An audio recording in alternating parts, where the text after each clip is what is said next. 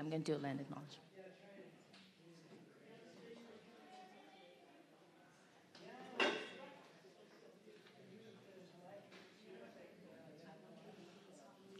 Good evening, everyone. And good evening to those who are viewing on our YouTube live stream. My name is Roseanne Bailey. I am with Equity, Inclusion, and Human Rights with the Toronto Police Service. I'm going to start off our evening with a land acknowledgement. I'll also probably say Happy International Women's Day as part of that. So thank you all for those who have arrived in person and for those who are joining us on YouTube.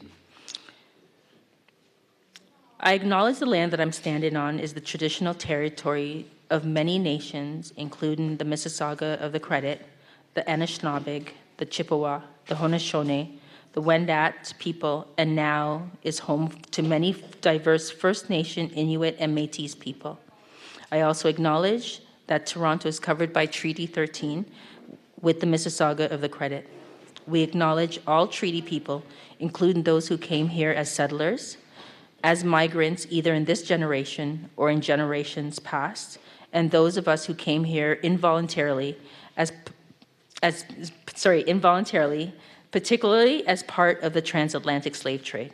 Today we pay tribute to the ancestors of those of African origins and descent. So this is one of our last town halls for the race-based data around our phase 1 data. I thank you all for participating. I also want to acknowledge that today is International Women's Day, and I know that we are competing with a number of different stuff online and within the community, so I want to just say thank you for tuning in. I also want to remind individuals that are online that if they have any questions that they can put that in the chat. We will make sure that is read out and also answered as part of the panel. So I'm going to hand it over to our facilitators and our lovely panel. So thank you very much. Thank you. But before you go, Roseanne, in light of what day it is, I just want to let you know that this is, like she said, this is one of our last meetings on the topic, but you've done such a wonderful job. Thank you so much for putting all of this together. So let's put our hands together to Roseanne, who's done a wonderful. My name is Claudia McCoy. I am the facilitator today. I run a firm called Upsurgence where I connect stakeholders together so they not only come together, that they can work together through co-design and create strong partnerships.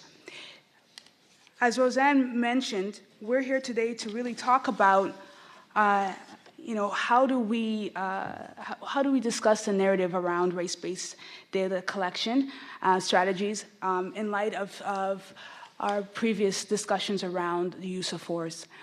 Today we have wonderful people here from the 32 Division and headquarters that we were going to go in a little bit more about race-based data collection, and we want to hear from you. Before we go into the discussion, I just want to remind you, if any of you are new to this facility, there are 2 washrooms. Just walk down the hall and make a right. There are 2 mics that you can go on. There's one that you can speak to on this side that allows you not to be on camera if you're a little shy. And another one that allows you to be a little bit more on camera.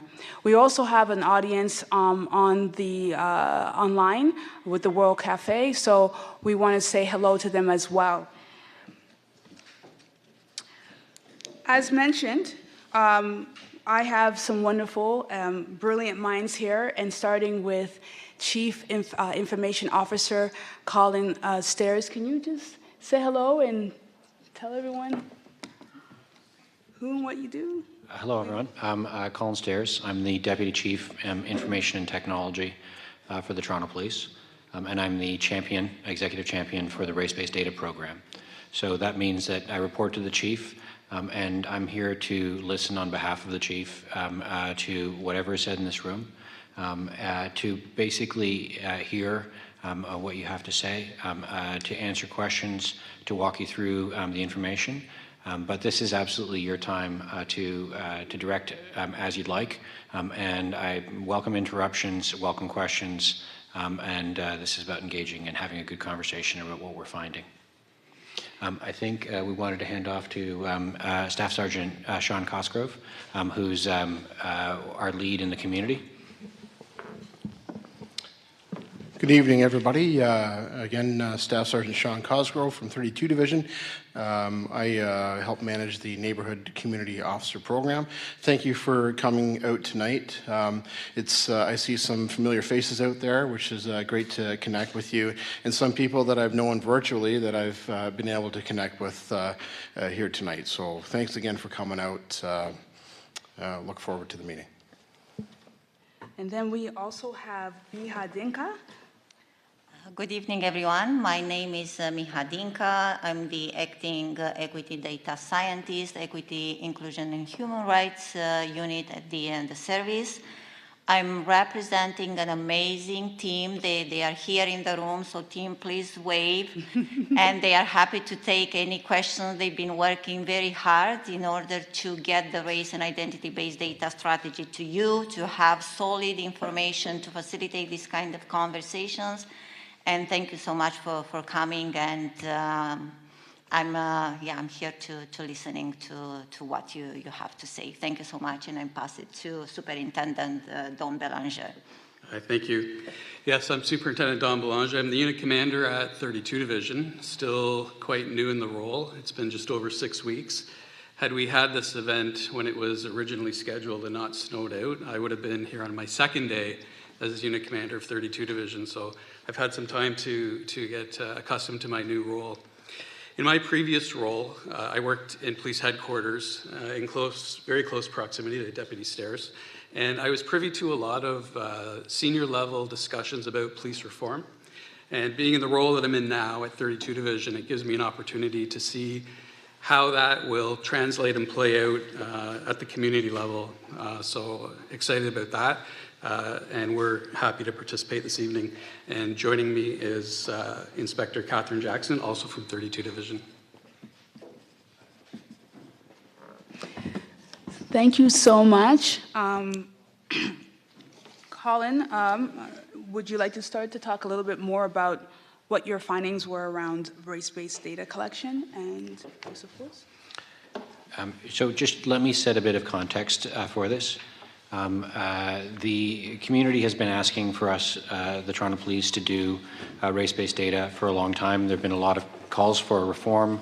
Amongst those reforms has been the release of information, release of data, and the analysis. 2018 Provincial Act that set forth the conditions for doing race-based data. 2019, we had a board policy, and that was the start of a sort of a change in approach. That change in approach is to gather race-based data, particularly around use of force, and also we've added strip search to that. So to look at the equity and the racial disparities in those data sets.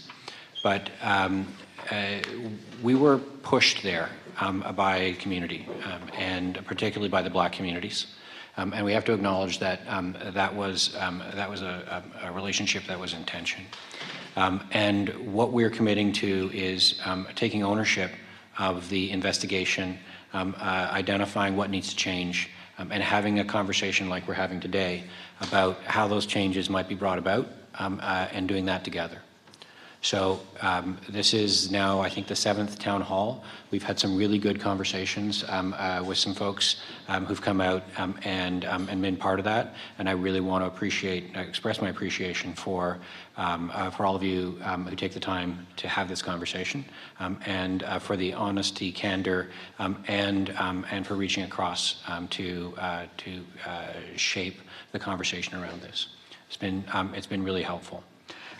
So I can just hand it over to Miha for a second. She'll talk you through what the consultation process was along the way, and then we'll get into the data and sort of what we're doing about it. Thank you. So as Colin said, this work was possible because of leadership in community. Before we even look at data, it was important to communicate and engage with communities about what we are planning to collect and how we are going to use this information. We started engaging with communities from the outset of the race and identity-based data collection strategy in 2019 with a series of town halls. And at those town halls, we asked communities, what do you think about policing collecting race and identity-based data? How this data should be protected, how we should use this data, and consult you throughout the way, the journey, and the strategy. And the chart here behind me shows different points since the outset of the strategy where we engage with different community partners, with panels, and also was equally important to engage our frontline members, because it's important to bring together the community perspectives with operational perspectives in order to get the proper interpretation of the findings, and even more importantly, to come up with solutions. So the strategy stands on leadership, perspectives, and lived experiences of people. Coming out of these engagements, we put together a report in communities' words, and we continue to engage throughout the journey of the strategy. We also work very closely with the community advisory panel, and they've been with us at every step in terms of looking at the data, doing analysis, preliminary analysis, talking about interpretation, and also putting the public report. One of the first things we got from the community advisory panel was that we need to map out what the policing process looks like. Because in order for people to work with us for solutions, it's very important to understand the complexity of policing. Policing is often thought of a simple process, and this is usually this kind of a map here. It starts with the call, 911 call. You get an officer on the scene, asking questions, investigate, and then making a decision about arrest or release. But in reality, policing is very complex. And this kind of visual here, what we call a subway map, tries to illustrate how complex police interactions could be.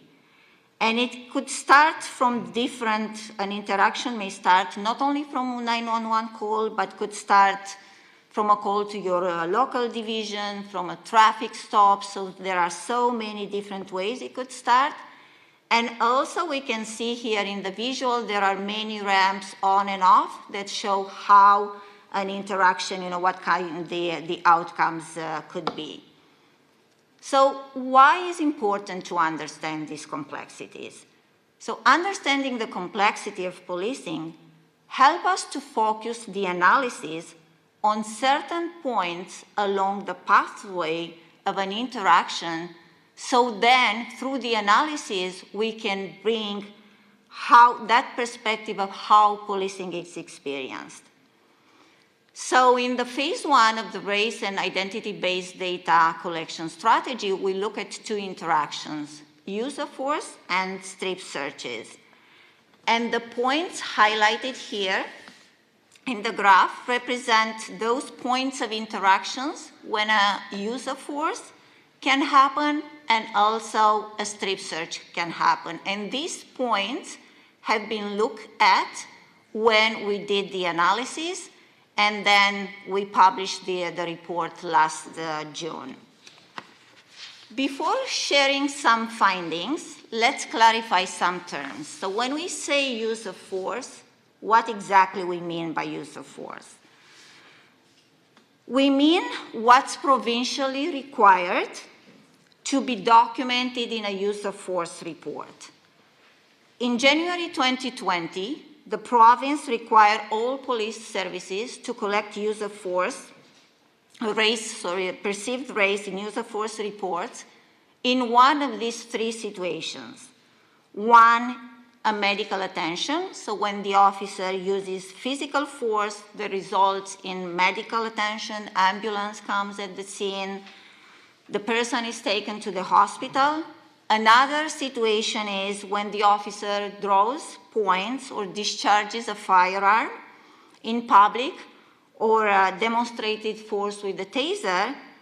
And another situation is when the officer uses a weapon other than the firearm or a taser, such as a baton, a paper spray, or a police service dog or horse comes in contact with the person. And in the last two situations, a use of force report is required regardless the levels of injuries. So only in these kinds of situations, a form the officer fills out the use of force report, and the data gathered through these reports were analyzed, and this is what we published last June. So let's take a look at some findings. As I mentioned before, we wanted to understand use of force as part of a pathway.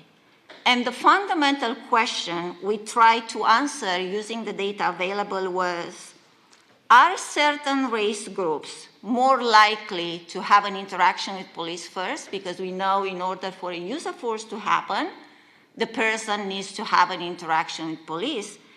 And once they do, are they more likely to experience a use of force based on race? And we found different patterns for different race groups. So one of the patterns was for Black people and Middle Eastern people. People were overrepresented, so these race groups were overrepresented in police interaction or enforcement action, how we call it, relative to their presence in the city, and also overrepresented in the use of force once they had a contact with police. So what does it tell us, this kind of findings? So efforts to reduce racial disparities for these race groups, we need to look at both what brings police to the scene and also how use of force decisions are made when a police officer comes at the scene. A distinct pattern we found for Indigenous people. So they are more likely to have an interaction with police, again, relative to the representation in the city, but once they did, they are less likely to experience the use of force. So this tells us that we need to understand what's happening upstream, what brings police to the scene, and maybe there are other ways to help this group that might not necessarily involve police.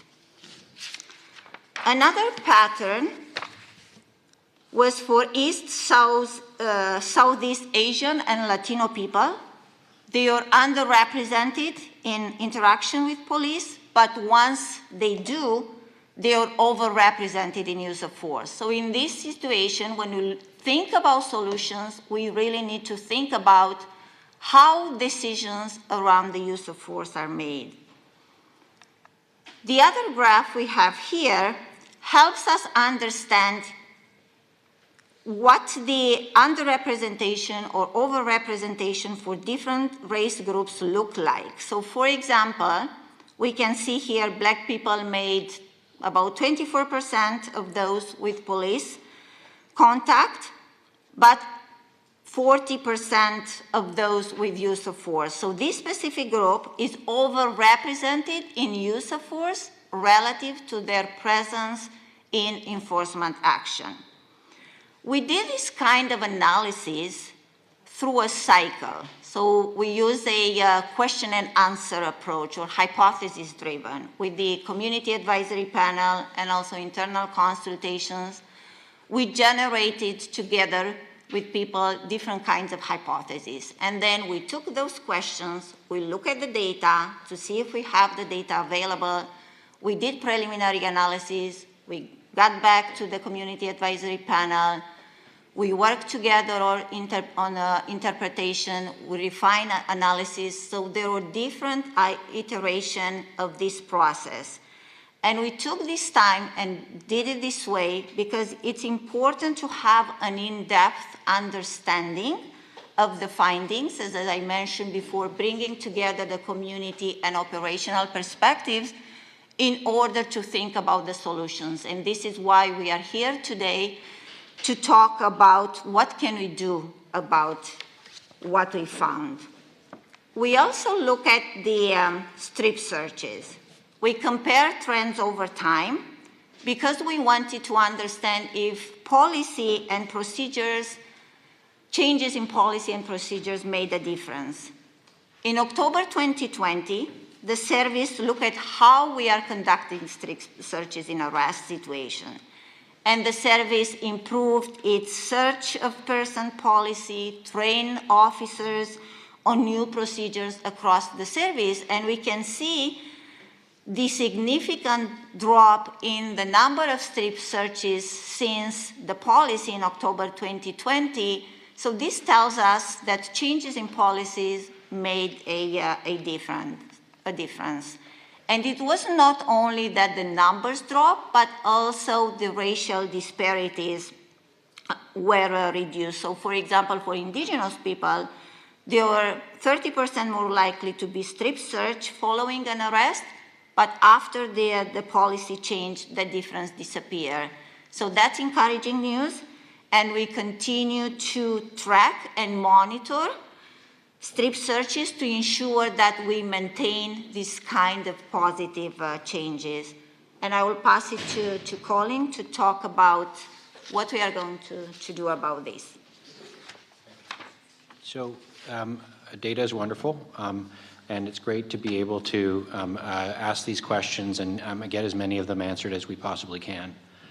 However, data only gets us so far. At the end of that, you've got to have an explanation, a story for why the data is the way it is, and then what are you going to do about it? So that's part of the conversation that I expect that we can have tonight, is to ask questions about the data, develop our hypothesis as to why it is the way it is, and what we can do to change it, if that's indeed the story. Whenever we look at statistics, the statistics only take it a certain distance, 70% of the way, 80% of the way. We need to tell the story with the last piece. And in many cases, we don't have the data for many of the things that we think might be happening. But that doesn't mean that we don't go forward. We are going to undertake a number of reforms which aren't anchored necessarily in the data, but there's a strong feeling that something is happening and that we need to take a corrective action. And some of that's going to be around use of force and strip search, and some of it isn't.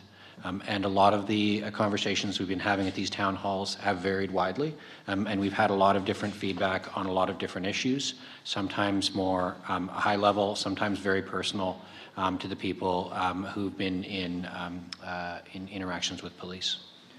So I want to express my sincere hope that we can engage on that, and you can adjust the approach that we've taken or that we're planning to take. I'll also underline this hypothesis-driven approach. A less technical way to say it is, you ask questions and we try to answer them. That could be any question.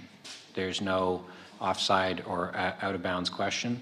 The only thing is that we want those questions and the answers to them to contribute towards change and towards improvements. So if a question doesn't lead towards some kind of reform or change, it gets deprioritized.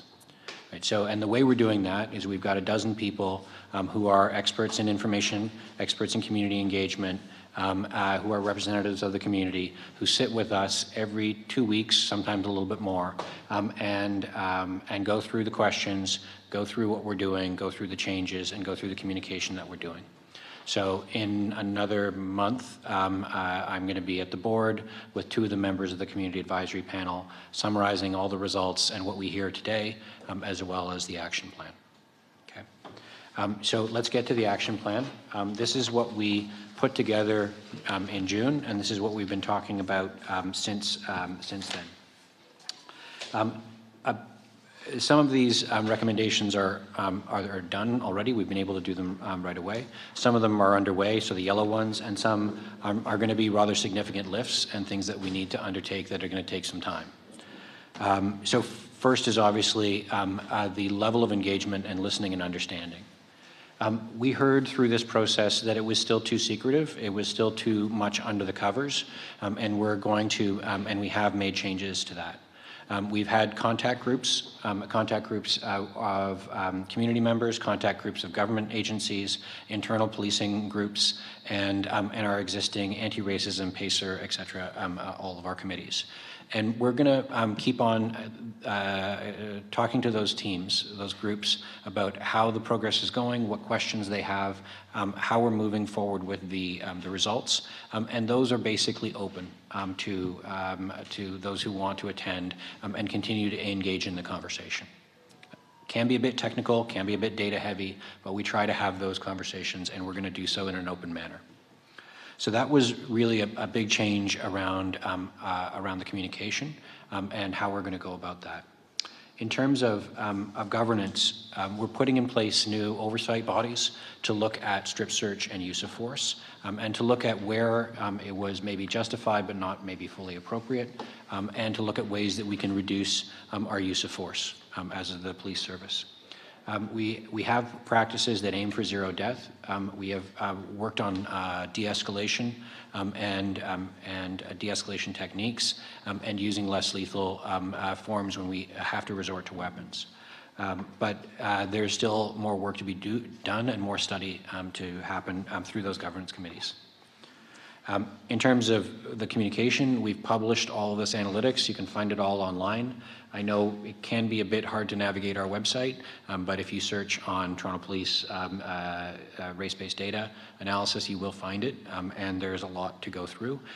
And we're trying to be as transparent as we can about the data. If you have suggestions, I'm more than happy to look at how we optimize that. We've also looked at training, how we're training our officers. And there were a number of training reforms already underway when we started the race-based data process, but there is more to come around sensitizing officers, looking at how they're trained in their first 6 months with their coach officers, and ensuring that we understand the communities that we're policing. Also looking at trauma-informed approaches like the adverse childhood events, which is looking at how negative events in the upbringing of a child lead them into traumas and challenges later in life.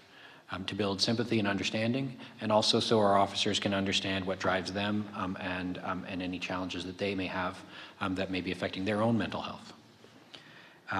In terms of procedure, we are going to now review all the body-worn and in-car camera for every use of force.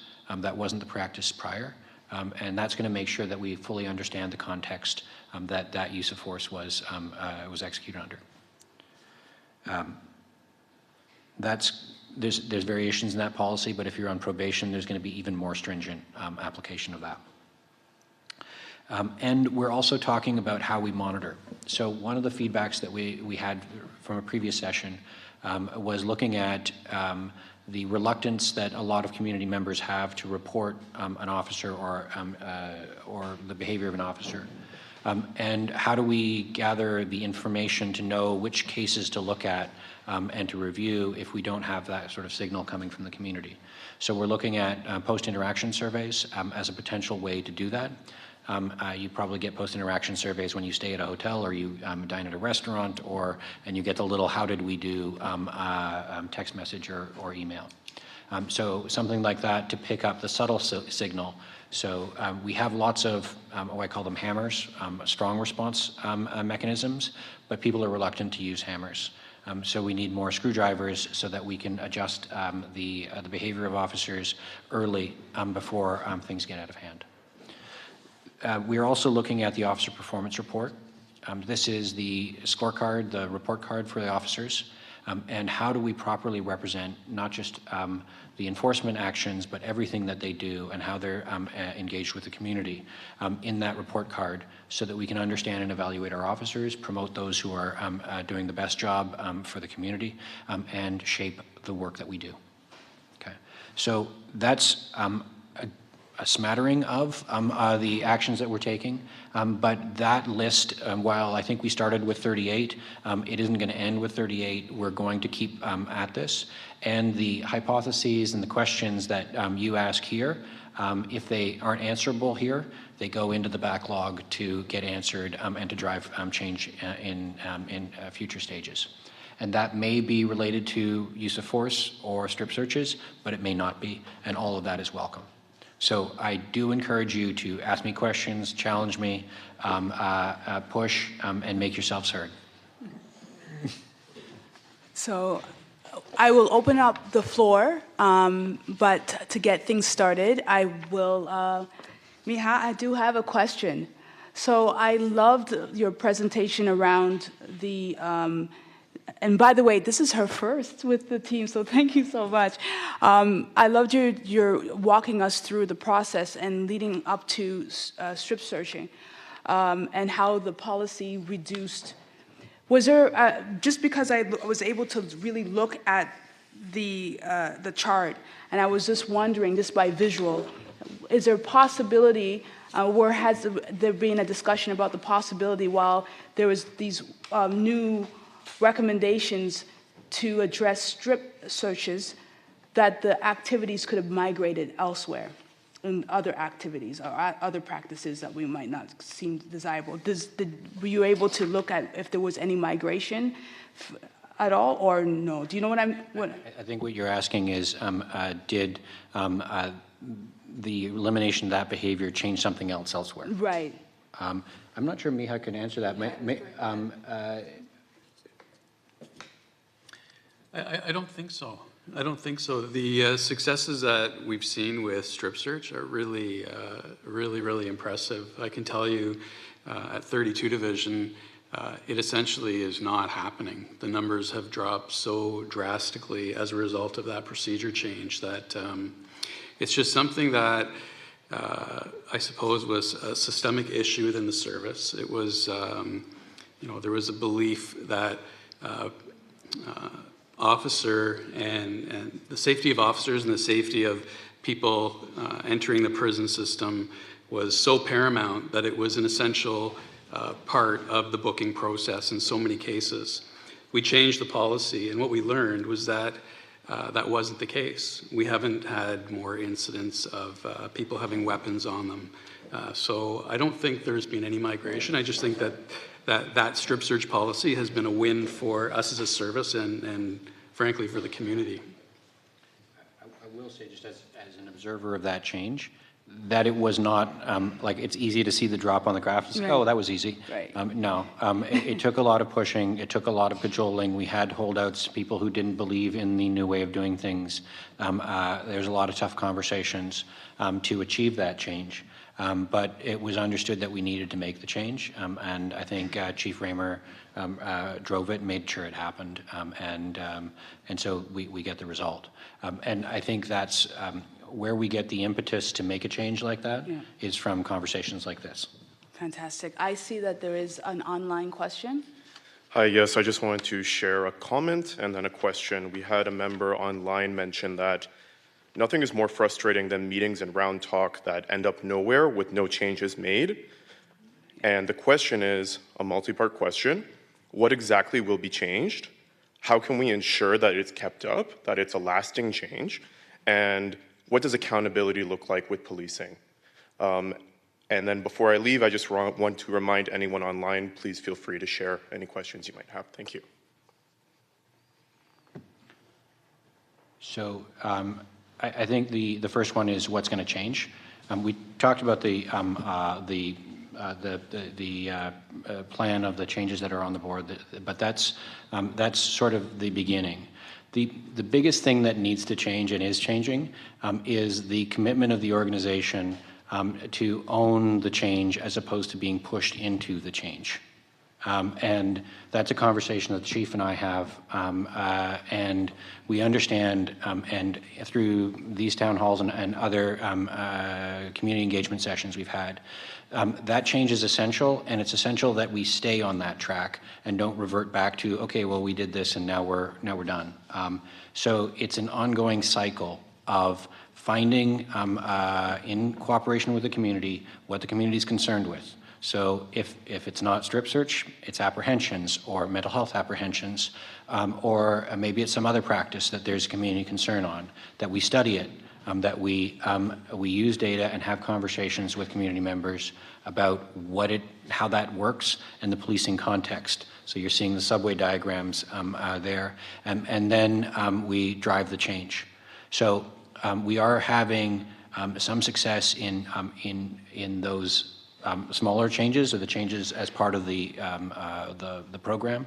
But I think the biggest change to watch is, do we continue to evaluate and take ownership over a continuous process of reform, which is certainly was Chief Raymer's commitment.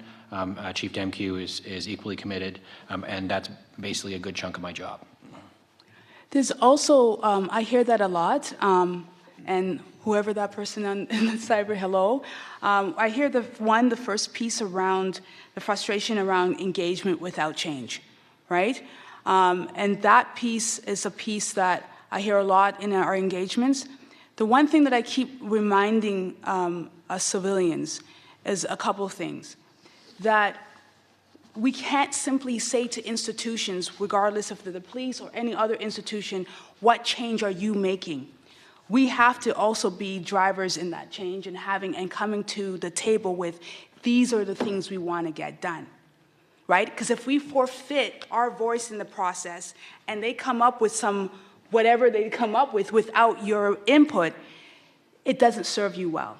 And I think what's happening more and more is that the institutions, and definitely what I've been hearing at TPS as the outsider, is that co-design and working with the stakeholders and community representatives and individuals is the key to positive change, right? So you can't take yourself out of the process. So it's not simply what they are going to do, it's what we are going to do. It has to be a we. Sorry, did I cover all the parts of the question? There was also a question, just what does police accountability look like? Okay, what does police accountability look like? I think the conversation is about, are we exerting the discipline that we ought to? And how are we showing that we're exerting the discipline that we ought to? To what degree is that there? And I think there's efforts underway to look at how much data we're allowed to release based on the Police Act, and going to the limit of what we can release. That's something that's not in the recommendations, but it is something that is ongoing that we're having a conversation about. And also ensuring that the processes of accountability don't degrade, and that they're kept up. So both of those are active conversations within my team and with the board. Yeah, if I could just jump in there, I think your last point was bang on, Colin. So this was initiated by the provincial government. The provincial government has the expectation that every police service in Ontario is doing this. We have a board that is very active in this process as well, and that's a big part of the accountability piece.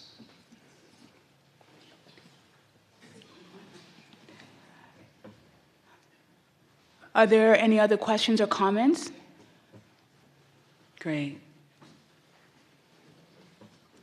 Hello, my name is Mohammed Hadi, and I am from Lawrence Heights resident, and also from Lawrence Heights Bar Association. And I'm surprised to see the number of black people and Middle East people from them. And I want to know, when you say over, that means it's a lot.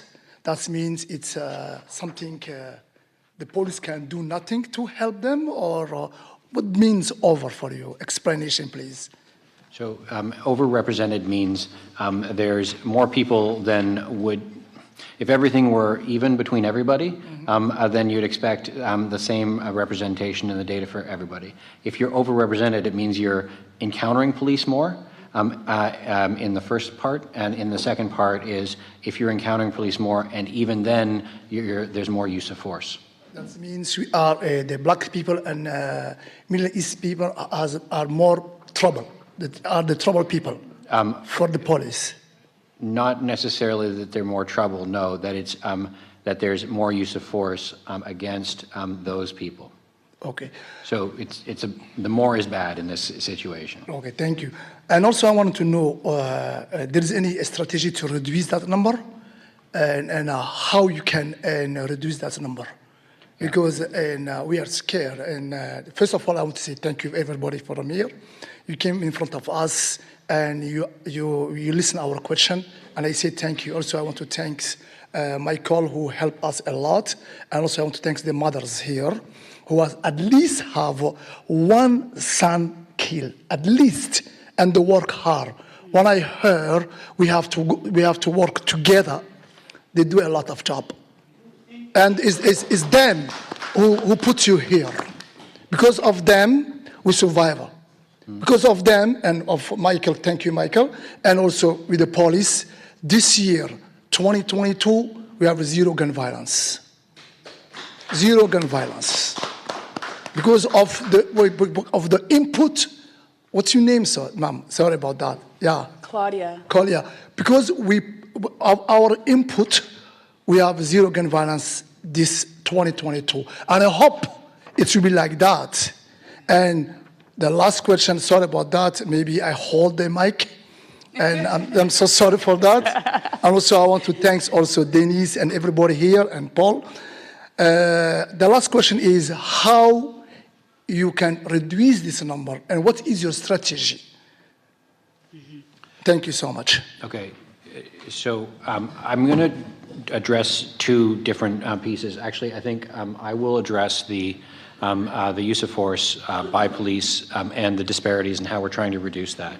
But I think, Don, can you address gun violence in the community after that? Mm-hmm. Okay. So, because I think there's sort of both of those viewpoints in this question. So the disparity, and we really took pains to try and break this down to the degree that we could. So there's a chart in the back there that looks at what types of calls are generating use of force and what's the disparity against which. So the disparities are different for different groups for different reasons. And diving into those and having conversations about them specifically is part of what we're doing as the follow-up, right? So as an example, Black people in crisis, so when they're having a mental health crisis, tend to have a higher a disproportionality in use of force, which means if you're a Black person and you're in crisis and the police show up, there's more likely to be trouble, okay? And so we need to understand why that is, break it down, and study it. When we did this work, we didn't have the body-worn cameras on yet, but now we do. So looking at, can we study and examine the body-worn cameras of all these incidents, and maybe we need to do that with community members. In order that we come to the same conclusions, that we share insights about what's going on, and we make systemic recommendations of what ought to be different in those situations. Now, one obvious thing is, if it's a mental health crisis, don't send the police. The problem is that in many cases we don't know it's a mental health crisis until we arrive. Because there's some sort of violence involved and the person who's calling the police is concerned about the violence, and that's how it's coming to us. But we recognize that there are different methods and different approaches that can be applied, and we're trying them. So there's the MCIT, which is the crisis intervention teams. We're increasingly, there's the mental health teams that are from the city that we're diverting to. We have the Gernstein Clinic, who are mental health support workers who are civilians, but they're embedded at 911 so they can talk over the phone to someone in crisis to avoid police. And we have all these mechanisms. We're not done. And there's a lot more work to be done because those stats aren't at parity yet. But that's the kind of thing that we're undertaking. And the more we have conversation about what we need to do, the more we can try different programs to reduce that. Can I just use this mic? Yep. Yeah. Hi, it's City Councilor Mike Cole. And again, I want to pay my respects to the mothers. You know, we've had a lot of tragic losses here, not only in this community, but across Canada. there's about 75 unsolved murders of young black Somali sons have not been solved right across Canada. So that is something that is really a glaring injustice, that they can't bring some kind of closure to the death of these 75 black Somali young men across Canada, and some of them are here. I just want to mention the changes, I think, are very important because there were too many strip searches, too many confrontations, like we had the infamous confrontation here at Neptune that was on video. And we have to learn from those past mistakes. All of us do, whether it's the police, whether it's the community. But we also have to find ways of avoiding the interactions with police. And the way we do that is by investing and resourcing community groups, the mothers, the Lawrence Heights Parents Association. You've got to resource them. They couldn't even get a little spot to meet in, and they were doing crime prevention work. So we finally got them a little closet here at Old Meadow Lane, but that took so much teeth pulling.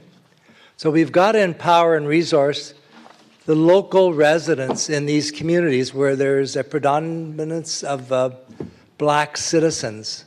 And that is not just the job of the police. And that resourcing of these community leaders works. And we've just mentioned that, touching wood, we are able, as a result of the Lawrence Heights Action Program that we started a year and a half ago, where we brought in the police chief, Chief Raymer, the deputy chief Demke, the mayor, the head of TCHC, all the security of TCHC. We brought them all together and said, we can't operate in silos. So we established a communication protocol so we can share information and get up-to-date, again, data on what's happening in the community. We have had, again, I don't like to say this too much, we've actually had great success with that integrated program. We've had the incident of gun violence and drive-by shootings has diminished. We used to have shootings almost every weekend here, and most of them were drive-by shootings too. So the parents, this group, and the mothers, and the TCHC officials, who are very cooperative in this, worked together with the police to achieve success in lowering the level of violence, therefore lowering the opportunity for confrontation between black youth and black adults. That works. So you've got to work on solutions upstream. And that's why for years we've been trying to get a community hub in this Lawrence Heights where we can have a safe haven for youth and children especially. We're still working on that. Hopefully we'll achieve some success. But we've got to resource the community more. They can police their children, but they need to be resourced so it's not always dependent on the police. And that's why also at City Council, for the first time in Canada, we established the community crisis response teams. We have 4 of them in operation in Toronto as pilot projects. We hope to get one up here, where when you call 911 and it's obviously a mental health or some kind of substance abuse crisis, cops don't come with guns. It's nurses and counselors that come in white vans to talk to people, to counsel them, to calm them down. That's the future, because right now, 30% of all police calls are mental health, substance abuse related. So we need to invest in non-police crisis response teams, big time. So we've started it with 4 of these pilot projects. We need 1 here in Lawrence Heights, and I'm fighting to get that, where it's always someone comes to the aid of someone in crisis, and you don't have to have a gun to help someone in crisis all the time. Thank you. Thank you. I don't think there was a question. Mike, I thank you so much for that, Councillor. One of the things that I like that you mentioned is not only talking about how we can work together as a community group, as communities with police, but also looking at narratives that have been popping up, which is we talk about over-policing, but then there's also the narrative of under-policing when you talk about the 75 cases that need to be solved. And so some of those narratives around, as we get more data, would be wonderful to know how we can address those narratives as well. I see that there's someone at the mic as well. I'm short, so I have to adjust. Good evening. Thank you so much for inviting us. My name is Uba. I work with the mothers that the counselor mentioned, and they are really resilient group. Imagine you lost a child, and instead being depressed and just hiding away, coming to the forefront and supporting other parents who's going through the same thing and providing that safe space and space to heal. So kudos to them. In terms of, I agree 100% with the counselor. We need to fund less enforcement, less jails and building fancy jails. We need to put that money prevention. Because the minute that you need a police or go to jail or what have you, is intervention, right? So we need that money to go to programming. That's my comment. My question was similar to this gentleman. I was just curious about why, when we were looking at the presentation, why some groups are way high than other groups. Is it perceived that those groups are perceived to be more problematic, or is it underlying issue that we need to address, such as discrimination, racism, and what have you? That's one of my questions. The other question I have is, you mentioned something about the cameras. Do you check the cameras every day? Is that what it is, just to see? And my final question is how I work with youth, I work with families, and often by the way, the NCOs are the best. I think that, model should be something that across the board, that's the way policing should be, because it's community policing, right? You get to know the police. It's not them versus us. It's one community, and you work and you collaborate together. So I really, that's an amazing initiative and project, and I hope it goes across the board, as I said. My final question is, there are some people who, have a negative interaction with police and they want to complain, but they are scared. What is going to happen if I complain about this police? Is that police going to stop me and harass me and put me and my kids to jail? Sort of, thinking, is there an anonymous way one can complain and still see through that accountability? Thank you. Before you go, thank you for all that you said, and thank you for your service. I'm going to go through a couple of things and make sure that I got all your comments and questions correctly. The first one you were talking about was why those overage in the percentage. Why are, as the data in any way indicated, why certain communities are overrepresented than others, correct? And how can we fix? And how do we fix yes. it? And then the second one was around the cameras. Yeah. How cameras are do you view them every day? How often do you view them? Was that the question? Yeah. Okay. And the third one was around, you made a wonderful comment around community policing, and that should be a path where community can engage more with police. Absolutely. Absolutely. And the final one is, you're addressing the narrative of individuals' fears around engaging with police and how that they may be forced into silence. So you were asking around the possibility of having an anonymous way in which would still have the impact where police could respond to community needs. I'm being held accountable, yeah? And be held accountable. Yeah. Did I capture? Yes, you did. Thank you so much. Thanks. Okay, so the first question was, Got it. Was just really speaking, I believe Mohammed had the same question too. Was so why are certain groups overrepresented? Yeah. So if you recall, I was saying that data helps paint a picture, but it doesn't get you all the way there. At the end, you need to have a story about what's going on.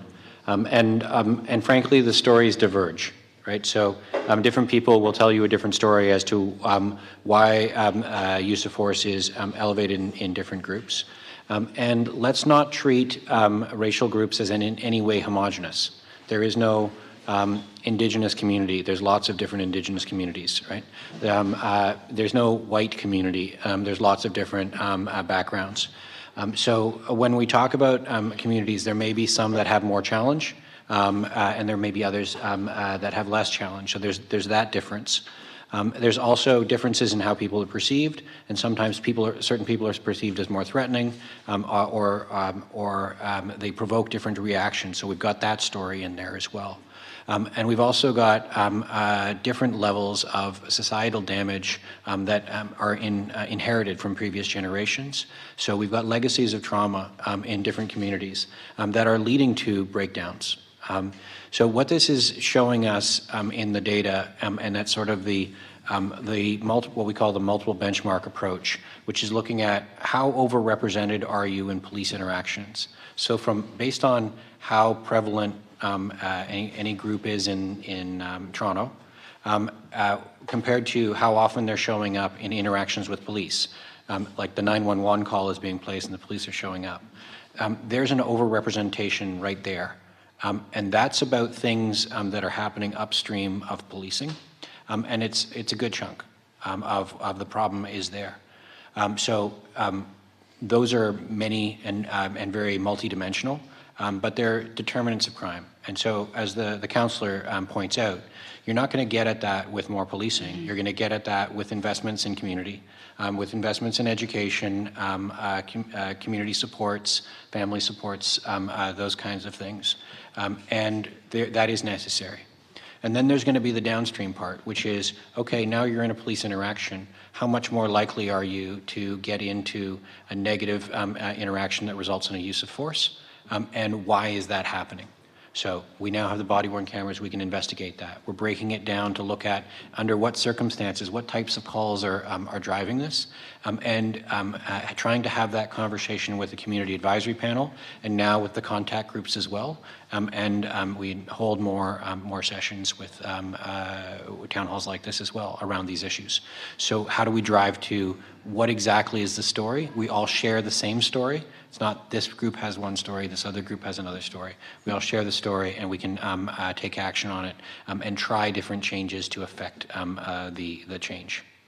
So that's the process that we're under, right? And what I can give you is my commitment to continue to follow that process, to continue to engage, and to continue to look at those questions, and also, and importantly, not to wait until we have perfect knowledge to try something, right? Because we're never going to have perfect knowledge of what's going on.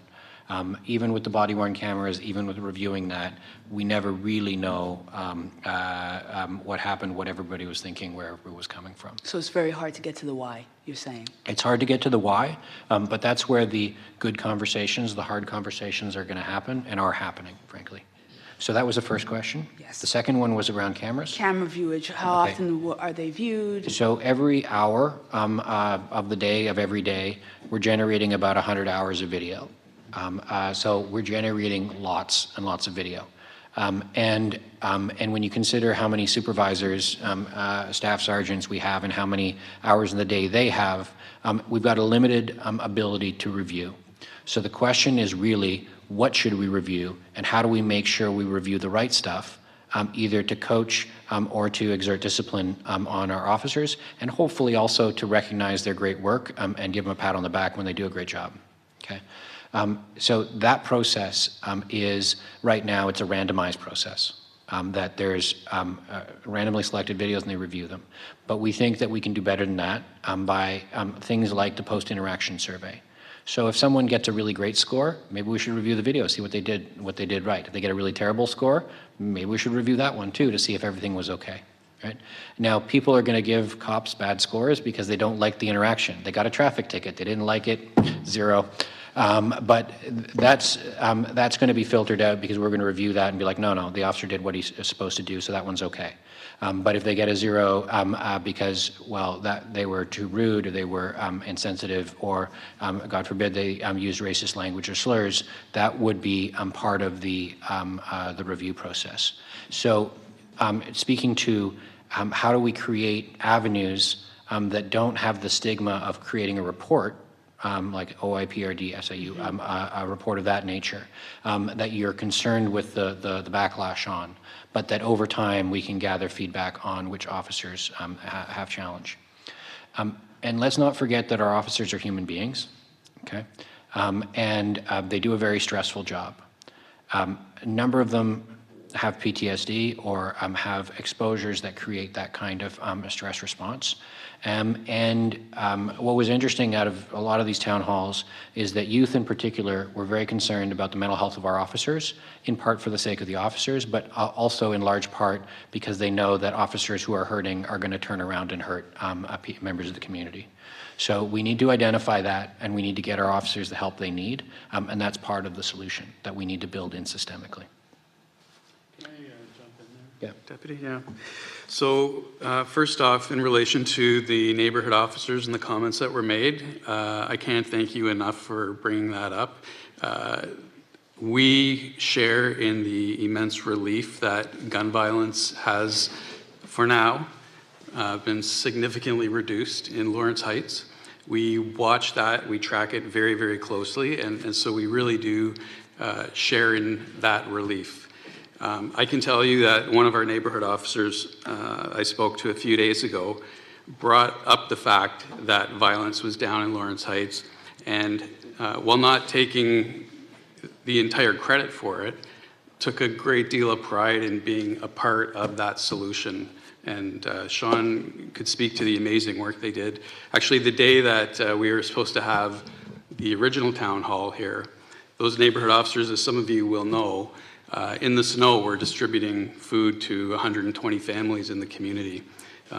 We, as a service, would like to see the neighborhood community officer program expanded to every neighborhood. We don't have the resources to do it, but we get the value in it, and I appreciate your comments very much on that. With respect to how often is the body-worn camera footage viewed, I can certainly speak for 32 Division. I can tell you that we, as the deputy mentioned, our supervisors are expected to do random audits. That's something that happens every day of all our officers. In addition to that, every time there is a reportable use of force, we review that body-worn camera footage. We have a unit complaint coordinator that looks at it, and we too look at it. So that accountability has been worked into it, and I can tell you that between body-worn camera footage and in-car camera footage, because we have to remember we've had cameras in police cars for many years now, it's being watched frequently, and it's about accountability, absolutely, but I can tell you in many, many cases, it very quickly exonerates our officers as well. So it's better for our officers and it's better for the community. In terms of your question with respect to reporting or making a complaint, you're right. If you want to make a formal complaint, there is an expectation that you're going to identify yourself and formally make that complaint. That's not to say if somebody were to make an anonymous call or Crime Stoppers to report improper behavior by a police officer that it wouldn't get looked at. It would get looked at. But our end game is to continue to build the trust to the point where that doesn't have to be an issue, right? Certainly not an issue to the degree that it has been in the past. And I bring it right back to body-worn camera. If we have an allegation of misconduct on the part of one of our officers, it is now so easy to just go back and watch what happened, right? And we didn't have the benefit of that in the past, and it truly is a game changer.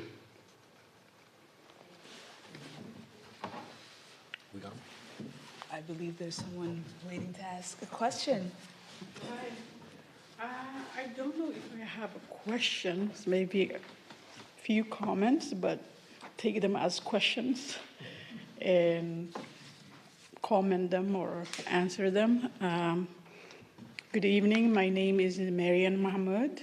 I'm a Lawrence Heights Neptune resident, 32 Division catchment area. Also, I am part of my dear moms, Mending a Crack in the Sky, that go under Midenta Community Services. Midenta Community Services is the organization that really gave us that recognition, that platform, that gave us that safe space where we could come together and talk about our dilemmas, our pain, our suffering, and how we can move past and what can we do. And 7 years working, and the mother is saying, yes, I buried my son, but I don't want another mother burying her son, so I'll see what I can do. And Mending a Crack in the Sky really means if people come together, they can even reach the unreachable.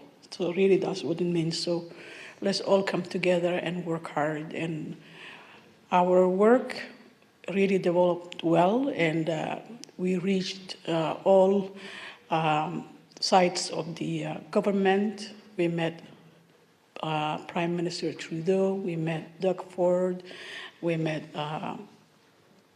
Tory, we met, we had a relationship with the Toronto District School, Toronto Police Board. We signed a memorandum of understanding with them back in 2019, and it's still going strong, which means that we work very closely with 6 divisions, Division 12, 13, 22, 31, 32, and 23 also. How can we fix? So really it's those moms working so hard that really it shows now that violence is really diminished, because I really believe had to do with the moms working very hard, that now we can say it's less, the community is less violent. But, and so, very powerful moms I really wanted to put out there and are not stopping. And they're saying if Canada is not going to do anything about it, we're going all the way to Hague. Because, enough is enough. Like, our children are our hopes and dreams. And we didn't give them birth when he's 20 years old just to bury him. No parent wants to bury their children. They want their children to bury them, and that's our experiences. So, we're really also tired of talk with no actions. Actions, I'll tell you now what the action is. You really need to take it with you. Action is, the other day, not long ago, you were hiring, 200 or so officers. Tell me how many Somalis are in there. Tell me how many Middle Easterns are in there. Like, you say, oh, invite them, come. We're going to hire them. How are you going to hire them when you put so many obstacles and so many barriers for them to really jump, which they can't even. Like, I'm mind-boggled. My 15-year-old, I applied YIPI, Youth in Policing Initiative. And when I applied for him, everything was good. An officer called me and he said, we have a record on him when he was 7 years old. He was with another child who stole the teacher's purse. And I said, 7 years old, has a record? And now you're gonna tell me that you're not gonna hire because he was with another child? So when 7 years old has that record, think about it. A 20-year-old, an 18-year-old, You guys, like, you know what? This is serious. Our children, young people, are losing their self-esteem. They're losing their self-confidence. You should see the mental health illnesses that now we're dealing with. I know the mental illnesses because I went to school. I took social work, I took psychology. I have a master's degree of social work from Ryerson University. I also have a certificate of mental health aid, first aid. So I could see, I could tell that the post-traumatic stress that they go through, the bipolar, the depression, the paranoia and the schizophrenic that we deal with, because in the Medellin community, we see many youth coming, their parents bringing, and you can tell right away the suffering.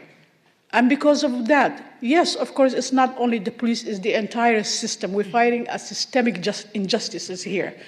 These children, I'm telling you now, you're saying, oh, the violence is reduced, blah, blah, blah. But the mental illness is increasing, that very soon, if we do not do anything about it, hire our own kind, take away those obstacles, make accountability, record keeping, place us in the decision-making process table. Like, let us tell you exactly what you don't know. Because you know what? You have to see the person where they are, not where you want them to be. Like, you can't walk on my shoes. You don't know my culture, my language, my religion, how I live, poverty, all of that I'm going through. Every time, like, you know what empowers me as a mom? When I see superiors like you, I take advantage. I ask each superior, can I have your business card? Because those business cards, you know what they do for me?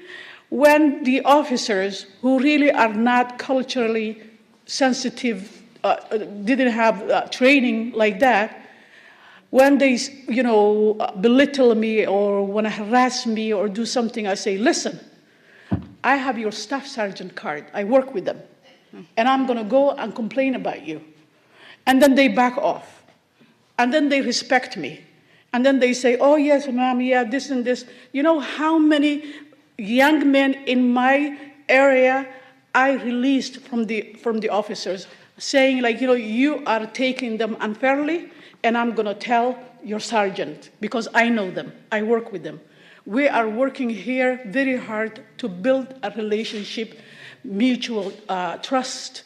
And this is what you do, that's when they back off. So I all need your business cards, because they help me, they empower me, right? So that's all really I'm saying, like, and sensitivity training. Please come every Thursday, the mothers, we have, we meet at 1652 Kill Street every Thursday, 10 to 4 o'clock. We have a safe space to heal, to talk, to train you guys, to tell you, we break breads together. We'll eat together, we'll give you Somali food. Also, every Saturday, we have a Zoom meeting, and we have mothers from all over Toronto, GTA, Kitchener, Hamilton, even Edmonton. We have that Zoom meeting, and we talk about, and we tell, and information, updates, all of that. So please come and visit us, and talk to us, and learn from us, learn from each other. Let's help our community. We're all human beings here. So very soon, if you really don't mark my word today, very soon you're going to see young people really looking for suicide by cop. That's what is next if you don't do anything about this, because they're all suffering from really mental illnesses. They're very hopeless. And when they're hopeless, and in religion that they believe if you kill yourself, you're going to go to hell, what's next? I'm going to get killed by a cop. So we don't want to go that road again. This is serious. Take it seriously and stop the talk. Let's do action. Thank you. Do you want me to summarize? Do you want me to do a summary? I just wanted to make sure, first of all, thank you so much for everything that you were saying. I want to make sure that I captured and make sure that I was able to hear. First, one of the wonderful things that you were talking about was around recruitment and ensuring that recruitment reflects the community and so that and also engagement with the community. I think you also mentioned around some of the narratives around what I've been hearing, the early pipeline and early negative interactions with police at a young age can actually be life-altering, where you have diminished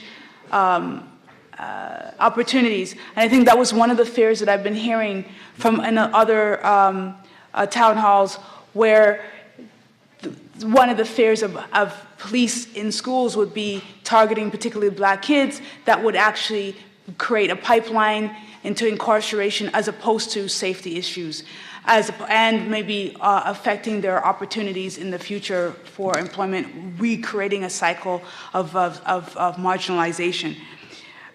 These are some of the narratives. I do want to ask a question. I was hoping to catch you before you sat down. You made a great point about how we could be breaking bread together, and how to create a narrative where communities, and particularly the Somali community, to be working with police to create social empowerment as opposed to silencing and marginalization. I just want you to give me, if you can, instead of saying it in theory, can you give me, if you can picture what that would look like? What would a healthy engagement with police, working together, look like, and what would that table look like?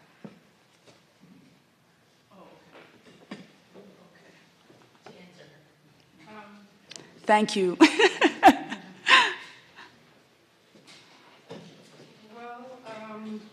I'll tell you an example right now. Since we really worked very hard and we reached all the way to the Toronto Police Board, and we signed that memorandum with them and started working with officers on 6 different divisions.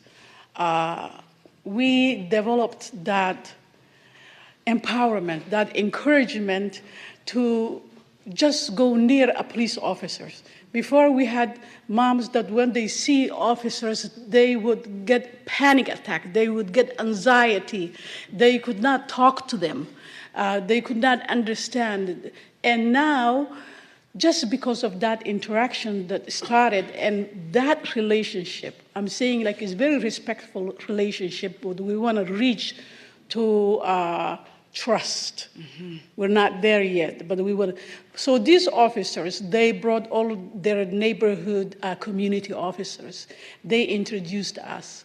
Now in 32 Division, I know my community officers by first name. I say, hey, Jeff, hey, Kayla, hey, Neil, you know?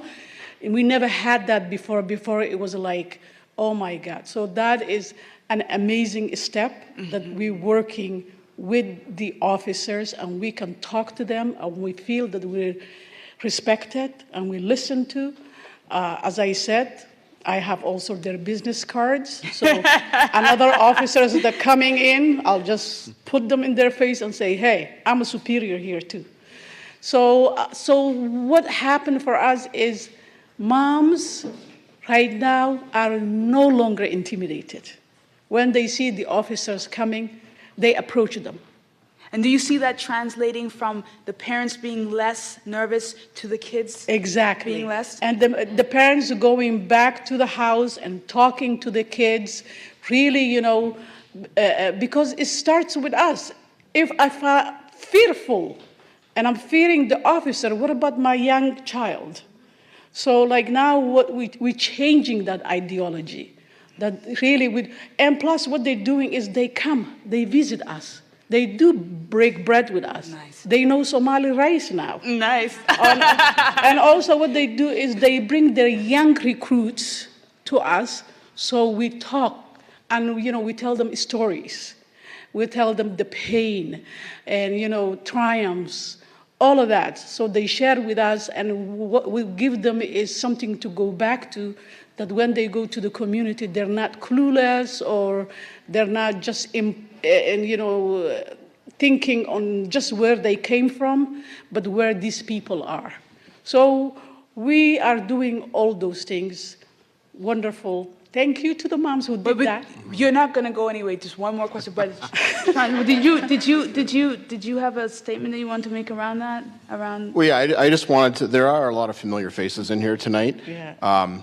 But just to provide context to what you're saying is we do have that. So we have a relationship, the NCO office, with NCIS and the moms once a month. And you mentioned something about your son with Yippee. That's. I'm sorry to hear that. It's hard for me to hear that.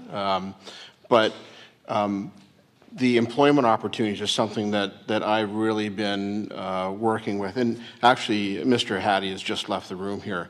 But we worked alongside Mr. Hattie to bring our talent and acquisition unit up here. And to provide employment opportunities to the Somali community. And that's something I think probably for those that join me virtually every month, I always throw a lot of information out repetitively, and I'm constantly advocating for the Somali community to join our police service through providing the recruitment number and our web address for talent acquisition. And they were out here maybe a month and a half ago. About 20 people came out for that. And that's something that we can definitely do again. And as a service, we're looking for that. We're looking for a service that reflects the communities that we serve. So we are actively doing that. So I know you know that, so I just wanted to clarify that relationship is there. So, and it is encouraging to hear about the NCO program because we understand the importance of connecting with the community. And the one thing I mentioned, because you mentioned some training and being culturally sensitive. The officers, including the superiors too.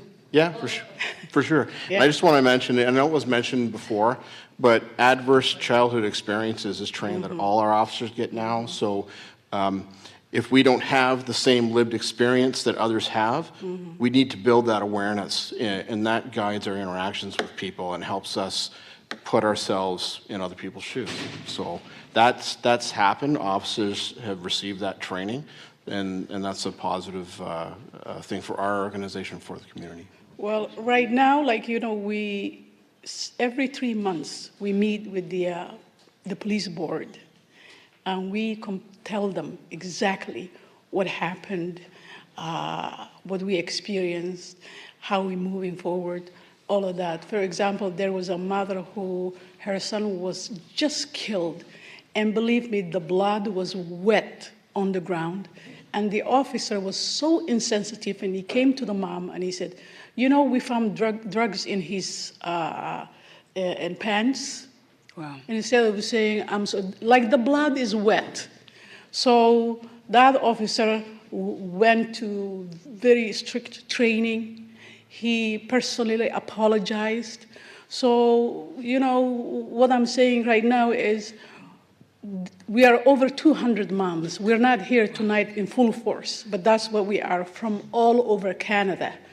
And so what we're doing is that's how we're empowering. So every mom is joining us because she knows that no more officer is going to be insensitive that way to her, because we have a place that officer is going to answer to right now. I have one more question for you. Okay. And the last question I have for you, again, is it's in relationship to thank you for your service. You mentioned, and it's been mentioned, the kind of work you do. Yeah. What kind of resources would you need to actually do what you really want to do? What would you need? Actually, a counselor just a month ago, was it, that we went to the police board, we did a presentation. And I don't remember her name, Lily something? Yeah. She was amazed with us, and she said, please tell me how much you guys need, right? Budget-wise, because I really want to go and get it for you. Well, budget-wise, if I tell you, it's not going to be don't get shocked, because it's not really that much. And that's really, just to start, that's what we need. I want to hear the number. $2 million we Okay. need. Yeah. So you waiting so much? He was like, You know, just to start, right now, Midenta Community Services is paying our space rent. Right. You know, providing the refreshment for us. Like they're doing, you know, the pens, the pencils, the computers. We use their young staff for administrative work or something like that. But the moms, to really reach everywhere, we need that close to 2 million start. And we are also telling Lily, because she's said that she will go everywhere to find that budget for us, because we need our own staff, we need our own logistics, you name it, because we're growing and growing. And what we're doing is we're even helping the police with sometimes a small, you know, when two neighbors fight or something happens, the police now, they call us instead of just arresting everybody. Right. They say, you know, there's two neighbors are fighting. You guys want to come over? We come, we diffuse the situation, we help the families. And, you know, so what we're doing is we're allowing the police to go and get the big job. And we're doing the small work for them. Thank you for small things are big things. Thank you so much. I noticed, I don't want to put anyone on the spot, but I noticed you were really interested earlier to...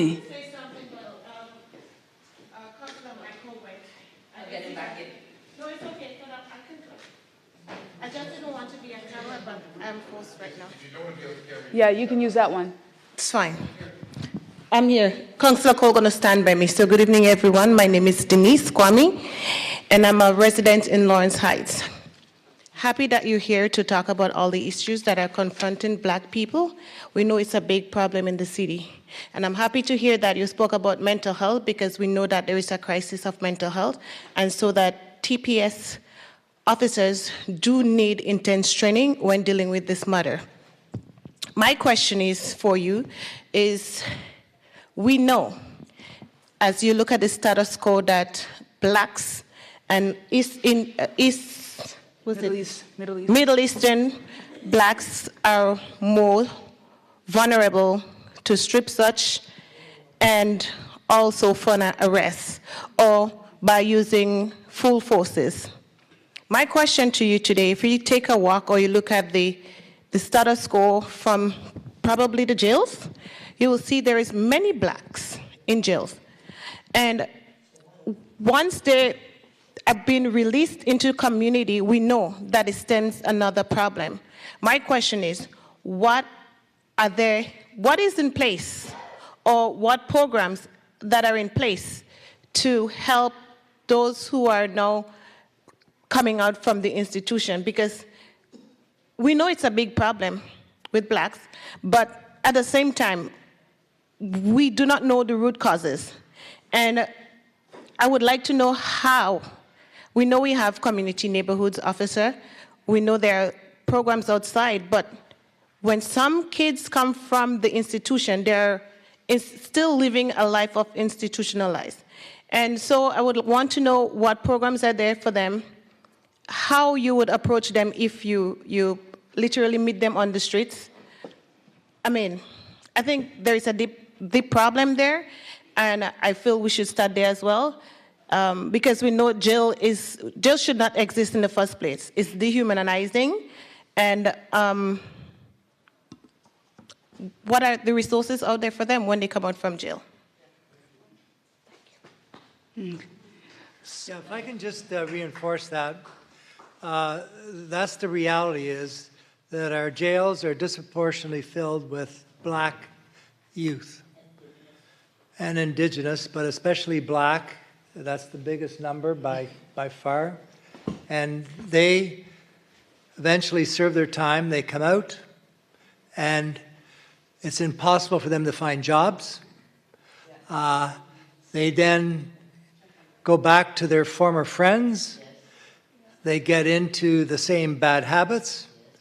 So the question is, can we develop some kind of program in conjunction with the police, because you already know who these people are once they get released, or you've maybe we're involved in the incarceration, directly or indirectly. So where we can essentially help these youth re-enter the community and not re-offend and end up back. So that's the question, I think. Yes. Yeah. Sean, do you want to speak to gang exit strategy, focus table, and some of the referrals that we do participate in? Yeah, so we do have referral programs, and an example is when we do bail compliance checks, as the counselor noted, and Denise, when we know that someone is on conditions, they're released in the community and they have conditions, we tend to visit them. And what the superintendent is mentioning is we have, if it's a matter of violence and it's a matter of gang activity, we have gang exit programs, but and I see them. So every morning, generally, I get a report for units across the city that are engaged in bail compliance. So on there, you'll see gang exit strategy in this circumstance offered, and then there'll be an indication of, hey, was it accepted or was it denied? So we do have strategies as a service, but it's dependent on participation. And there are lots of, like when we talked about adverse childhood experiences, when we talk about root causes of crime and all of those layers, we are cognizant that there are a lot of factors at play why someone may not want to have intervention. But we keep trying. And the other thing that's important to mention, part of the neighborhood program, I really do look at Medanta and the monthly meeting I also have. Denise and I believe we meet on that too, the Lawrence Heights interagency meeting. That is a commitment for the service. That's a personal commitment from me to connect with you all and have those conversations about looking for opportunities to do exactly what you're asking. And the other word that I've come to know in the past year and a half, 2 years, is alternate service partners. And I'll give you an example. I connected, and you were talking about the community experience program. So we as a service, we come out into community and connect our new recruits with the community to hear essentially the topics that we're talking about tonight, the important topics that we're talking, so our officers can hear that and meet community members in a space before they go on their first radio call for service.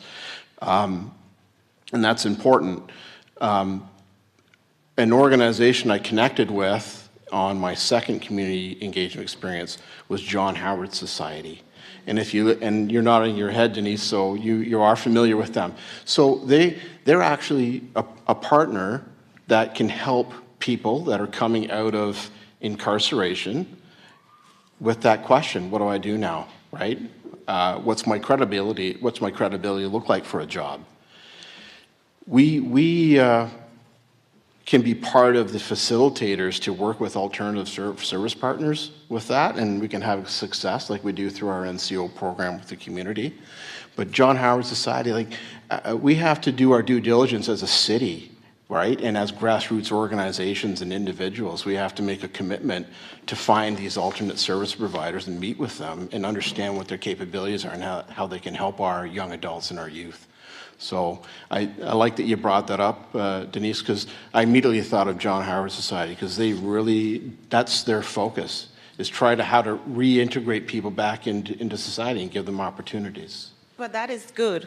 But there is also a piece of the puzzle that does not add up here, because CBSA and the courthouse will put restriction on some of our youths.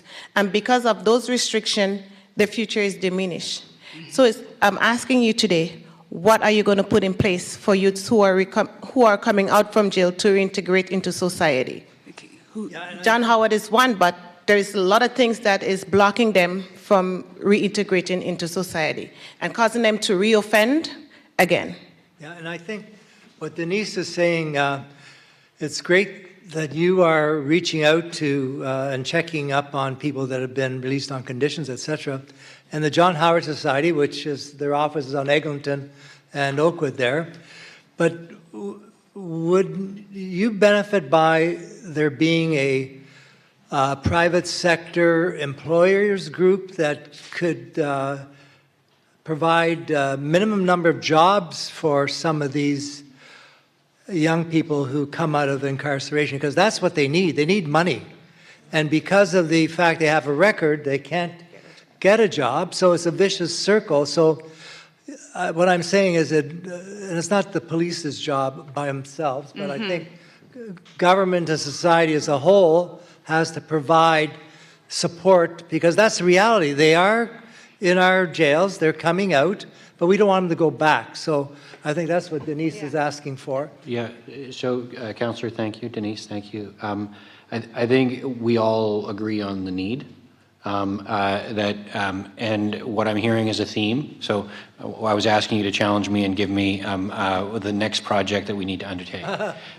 So what I'm hearing as a theme is background checks as standing in the way of people's return to productive members of society. So the challenge is always around risk management, right? So if someone's done something wrong, what's the chances they're going to do something wrong again?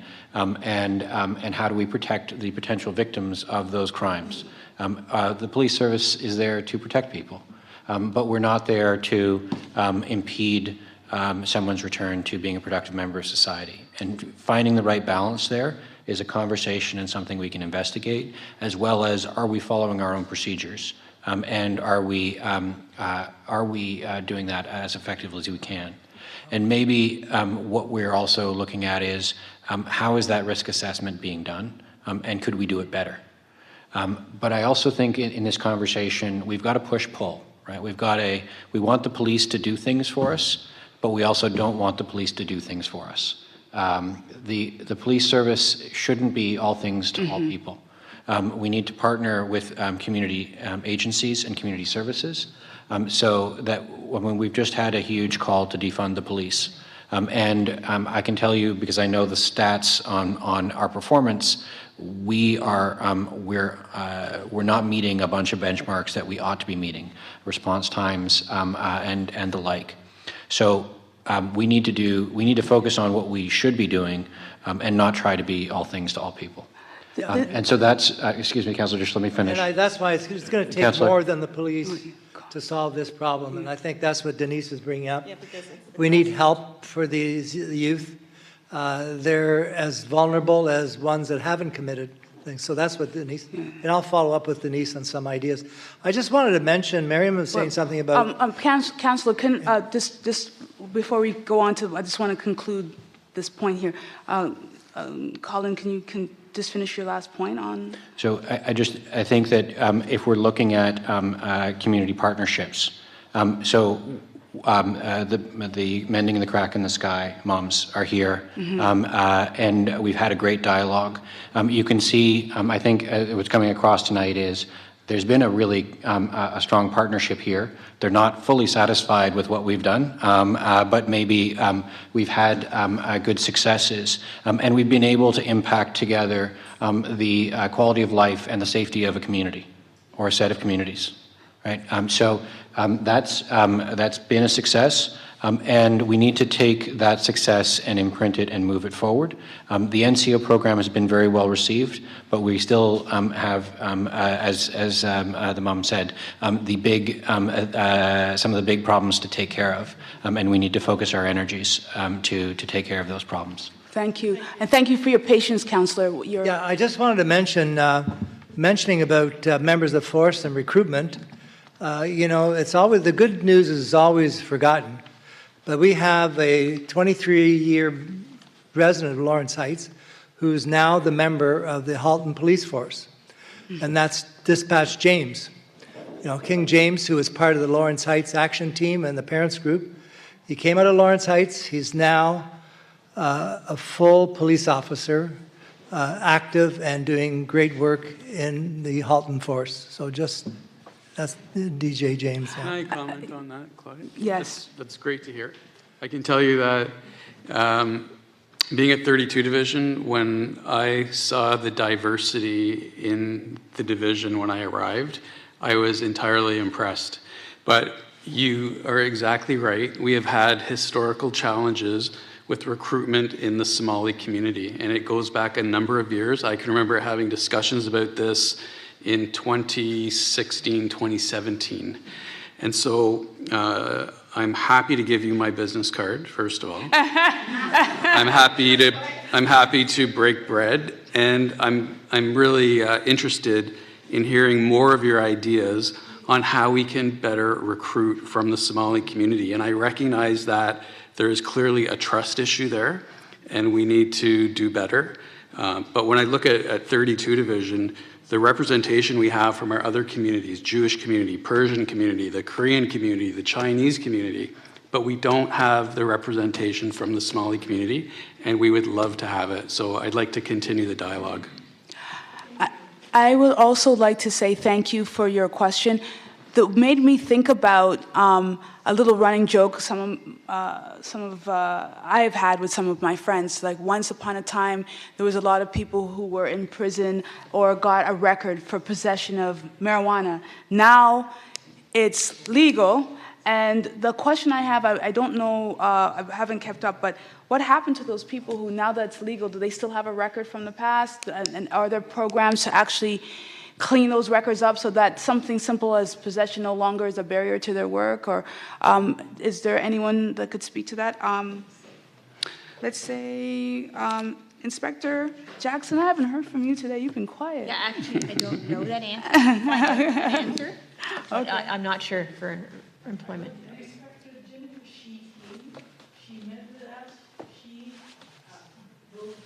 Ah. I actually think that was former Superintendent Dawson, but I'm looking forward to doing it myself.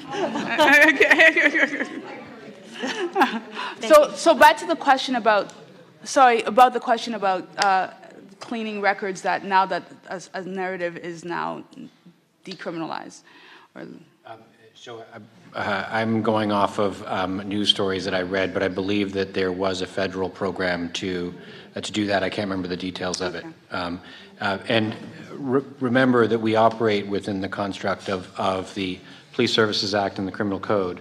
And so we are enforcement. We don't get to make some of the decisions around the laws that we enforce. Exactly. So I just wanted to bring, because that did bring up the issue of it's a multi-system narrative. Counselor and everyone, I can just hear you guys. So with that being said, I see that there's someone else. Thank you so much. Thank you very much. My question is, how is the body camera is working? The civilian camera and the body camera. What's the differences when it's when it needs in a court? Did the judge accepting for that the body camera then different than civilian camera? So, so I think the question is sort of around, is body-worn camera more admissible or somehow better than a cell phone camera that someone might be using to record an event? There's no real difference in the quality of the video itself. The body-worn cameras have longer batteries. They have a few other things. You can tell they're on because there's the red lights, so that it's clear that you're being recorded. But the main difference is that it goes zoop directly into a storage system, and it's there's an encoding in the background to make sure that it can't be altered. Which doesn't happen with most cameras. So there's a bit more security of making sure no one changes it before it makes it to the court. But other than that, they're the same. So, and I think the question that the question had implied in it, does the court weigh those two videos, whether it's civilian versus this So fully? does the court weigh them differently? I can't speak for all the courts. That's the judiciary will make that decision. What I can say is that if there is cell phone video of an incident for something where charges are laid and it ends up in court, the expectation is that the investigators receiving that video will ensure that it is submitted as evidence into court. That's the expectation. So that was wonderful. We've got 2 more questions. Okay. Mohammed, thank you again.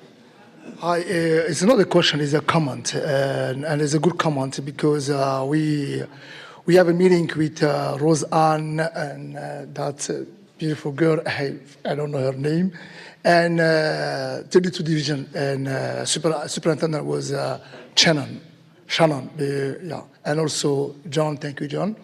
And we asked them a lot of questions that day. We are 4 people from Lawrence Heights Bar Association, and also for the residents in Lawrence Heights. The question was, all the time there is a crime here, and my colleagues say also there's a 75 crime no resolve. And so we asked them, how can we can find the solution, and how can you help us? And Superintendent Shannon give us a good thing. She said, oh, we can come in the community, and we can explain to you guys how can we resolve this issue. And unfortunately, I don't see now Shannon and Superintendent Shannon. I say new superintendent. And also we ask if the group of the higher people came to the community, Lawrence Heights, and hire to Lawrence Heights and Somali people. She was willing to do it, and she did. It was in January 14, I think, or maybe, yeah, January 14. They came, and Musa, Ismail Musa, is the superintendent who hired, and all his team was there. And also, and that's why I want to mention, and yes, you team came to the field, and they ask, and if there is any people want to get hired, and yes, it's going on. The hiring is going on. That's why I want to mention, and I want to say thank you. That's great. Oh, that's nice. I believe there's a narrative around the college. Patrick, you're here to talk about college and that process. Thank you for... Yes, thank you for having us. I'm Staff Sergeant Patrick Coyne from the Toronto Police College, and this is one of my colleagues, Ms. Nazar Abdi. I guess we're here, we're available to answer any questions that come up. There were a number of questions around action and things that we're doing, which relate to training. A lot of the concepts and topics that were discussed tonight are important to me, and I have some experience with. I've worked as an investigator responsible for investigating shootings in one of the divisions that were mentioned, in 12th Division in the past. I've also supervised neighborhood officer programs. And I've seen the devastation in communities, long-lasting impacts of any violent act, not just shootings, but I've also seen the great work that we've done with the neighborhood officer program and the promise that it has in the future. But in my current position, I work at the Toronto Police College, and we have an opportunity to connect immediately with recruits when they come through the college, and we have a program where they begin their career with a full 5-day training dedicated to topics around equity, inclusion, and human rights. And that's how they begin their careers before they go to the police college and start learning about how we build police officers, all the other things that we do. We also receive every frontline member of the service once a year for training in what we call in-service training. It's a 3-day program, and my team has day 1 of that. It's academic training in the classroom, and we deal with a lot of human rights topics that changes year to year, but it builds on year to year. We're responsible for anti-Black racism training and the Indigenous experience training, which is a scaffold approach that we started a number of years ago. But I work in a blended team of uniform officers and civilian subject matter experts, including Ms. Abdi, who's here right now, who's led a lot of the work that we do in relation to anti-Black racism training and community engagement at the college. So I'm available here to answer questions. I don't know if there's anything that you want to add about specifically about the work that we're doing. Yeah, no, absolutely. I think one of the sort of core reasons I know I came in today is to hear and listen and continue engaging and making sure that, our toes are on the ground and we're able to ensure that we're hearing what you're saying. And not only that, is that it's reflecting in the training. As we know, there are a lot of officers, and we have to find, sort of that middle ground of what can we train and how can that actually change behavior?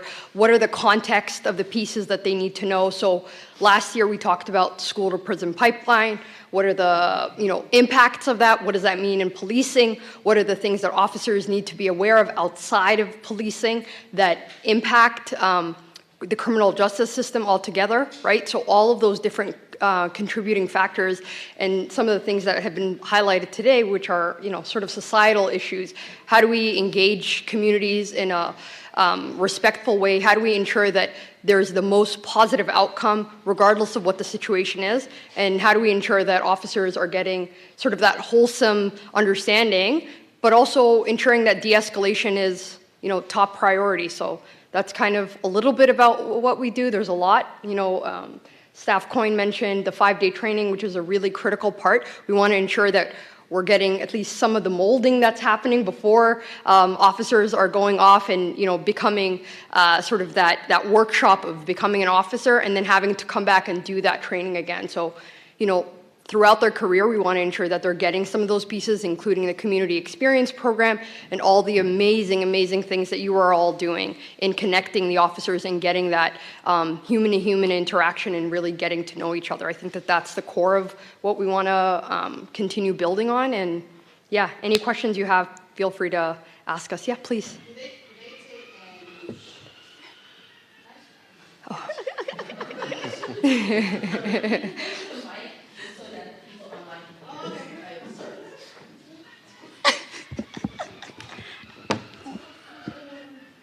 It's good that we're all gonna laugh.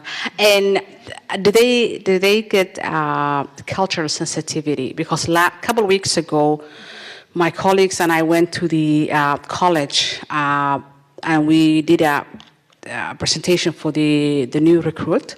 And they asked us, they were really welcoming and humble, and they said, "What do you want us to do?" That's where any conversation should begin.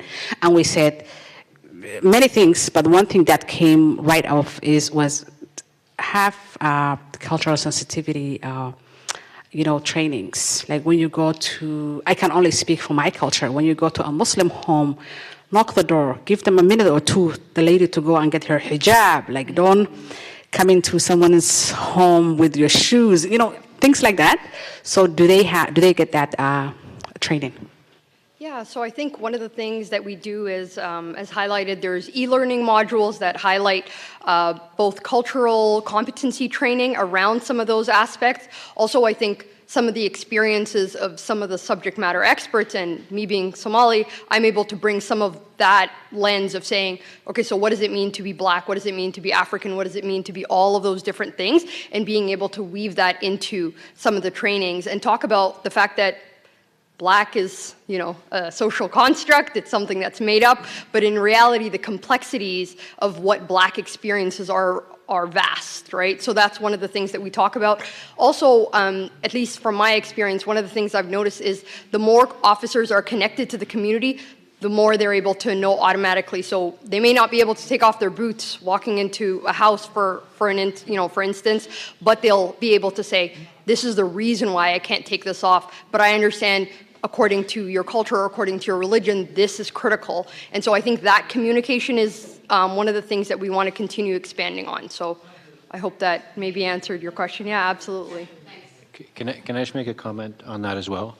I think we have so much conversation about race and racism, and I think there's a concern on the part of many officers that they don't tread into areas that may be interpreted that way. And so we have to welcome them into our various cultures, and that outreach is super important on the part of communities. This is a very multicultural city. With a lot of people, with a lot of different backgrounds and customs, and yet we are neighborhoods. We're a city of neighborhoods, and those different neighborhoods have different character. And so the bonds and the relationships that we're building between our neighboring community officers, in some cases, we don't have them everywhere, our superintendents and inspectors, so that there's a relationship there. That you can invite us into at least understanding your cultures is so important. And it allows us to get beyond the ugly conversation about race and racism into the beautiful conversation about culture and diversity. Yeah, just I wanted to ask the young lady, I think she's a Somali lady, I don't know if she is or not, alhamdulillah. We wanted to invite you to come to our workshop in Lawrence Heights Parent Association and talk to the parents and explain to them. We do a workshop every Saturday, every Sunday, 6 to 8 p.m., 6 p.m. to 8 p.m. We wanted to invite you. And we wanted to see you to speak with the parents, especially mother, and explain to them. The mother that we have, they have at least one of her child killed for gang violence. That's why we came together in 2008 until now, and we fight with the gang violence. Not only Somali people, but in all the Lawrence Heights community, and every community, black.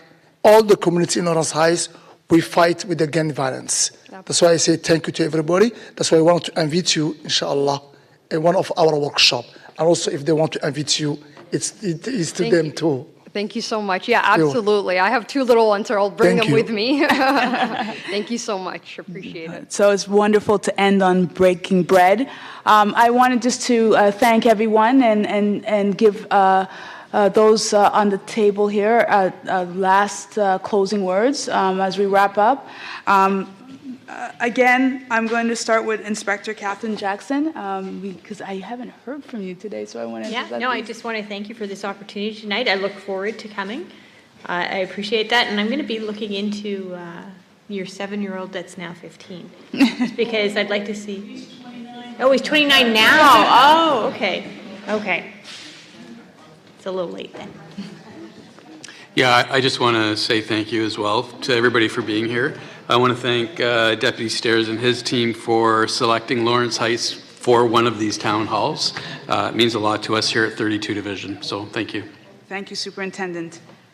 Yeah, thank you so much, and thank you so much to the moms. I'm a mom myself, and I even cannot imagine, if something happens to my kids, how I can move along. So I'm really humbled by what you're doing, and thank you.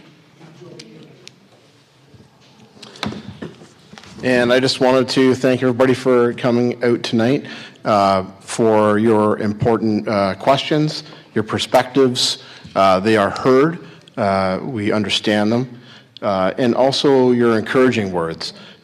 Managing the neighborhood community officers, I'm often not boots on the ground, but when I hear you mention Neil and Phil and Kayla and Jeff and the other officers who I manage, and to hear that they're engaging with you, you're having meaningful dialogue, that they're approachable, just means that we're doing what we need to do as a service. I'm managing them effectively, and it's just, I take such delight in hearing that from you, so thank you very much for that. Colin? Just to wrap up, thank you again for coming. I am going to carry a bunch of the messages and the conversation from this table back to command to have the conversation with the chief and the other deputies. And we've heard some new thoughts and ideas here tonight. And just because this is the last of the series of town halls around this stage of race-based data, the work continues. And I would welcome your questions and what we look at next in our commitment to continuously improving police service and its relationship with community. So thank you. And that concludes our town halls on race-based data collection. And again, I will join everyone up here and thank you so much for participating, and to encourage that we continue to participate, bring our life experiences, our knowledge to the table, and share them so that we can co-design and collaborate to build the landscapes that we want to live in. Thank you so much. Have a wonderful evening.